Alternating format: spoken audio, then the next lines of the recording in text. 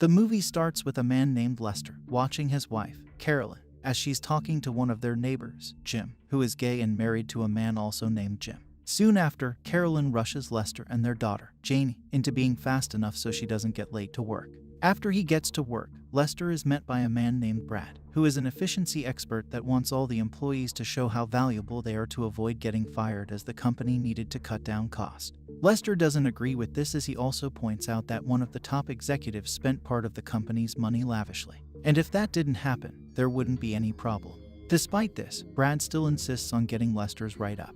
When he gets home together with Carolyn, they see that a new neighbor has moved in, and Carolyn laments how she would have been the one to sell the house if the previous owners didn't have a grudge against her. Later that night during dinner, Lester tells his family about how his day went, and as he tries to see what Janie thinks, she just leaves the table, saying he's acting like he hasn't been cold to her lately. He immediately has to follow her to the kitchen, where he apologizes, but makes it look like it's Janie's fault. She again leaves angrily, and the entire reaction, as well as Lester doing the dishes, is caught on tape by the son of their new neighbor, Ricky. The next day, Carolyn gets to work and continues to repeat the affirmation that she's going to sell the house she's currently in. She arranges the house and also makes some changes to it, but after several people come over to check the house, they have their reservations and the house remains unsold, with Carolyn almost screaming her lungs out in frustration.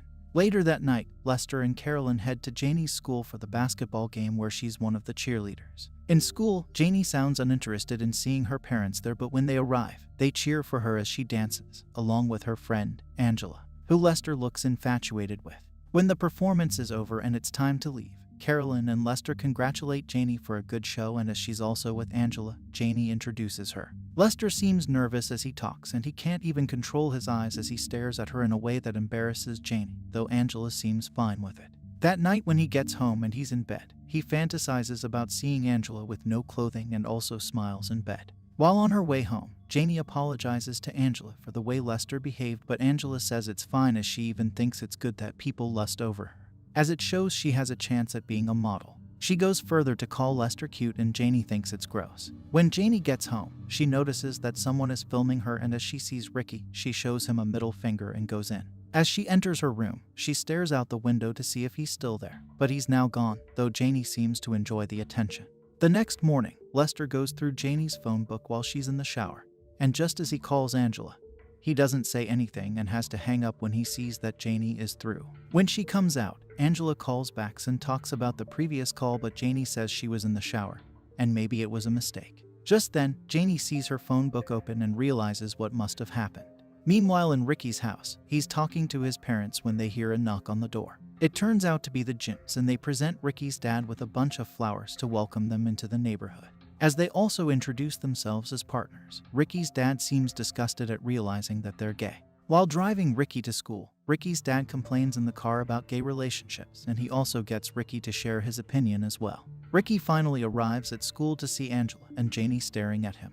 Janie tells Angela about how he was recording her, and Angela responds by saying she knows him and he's a psycho who got sent to a mental hospital, also calling him a drug dealer. When he approaches them, he introduces himself to Janie and apologizes for scaring her, saying he didn't mean to and he's only curious about her as he finds her interesting, completely ignoring an angry Angela in the process. Much later, Carolyn takes Lester to an event where she wants him to pretend that they're a happy couple when they meet a man named Buddy. As Buddy is the major competitor in her real estate business, Carolyn seems amazed and also attracted to the man, and even though Lester tries to embarrass her initially, she finally has a good laugh with him when Lester is not with them.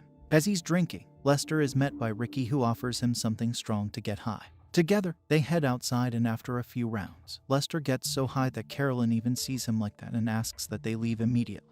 Before Lester leaves, Ricky tells him to call if he wants more of his supply, and Lester agrees.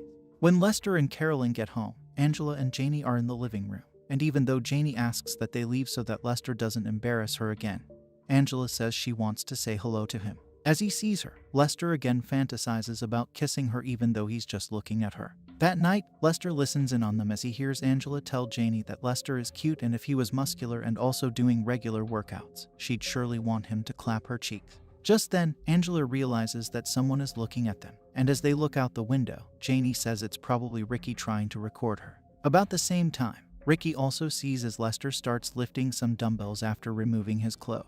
Later that night, Lester again fantasizes about Angela as he also makes his own pleasure, much to Carolyn's disgust when she sees him. He boldly tells her he doesn't mind and that he's doing it because she has been neglecting him in the bed. He also implies that he's doing fine and he can do whatever he wants. The next morning, Lester joins the gyms for a morning run, and while they're at it, Ricky's dad sees them and insults them from afar for being gay. Lester stops in front of Ricky and his dad, and after exchanging pleasantries, he signals that he wants to buy his product.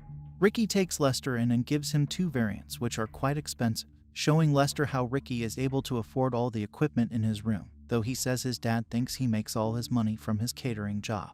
When Lester gets back home, he continues his workout with bench presses, and Carolyn is surprised to see him. As she complains about it, he again tells her he doesn't care what she thinks. Lester gets to work and blackmails Brad into paying him a salary even though he's quitting. Meanwhile, Carolyn goes on a date with Buddy and she confesses to liking how successful he is, and quite coincidentally, he says his wife has just left him. From there, they proceed to a motel where they spend some quality time together.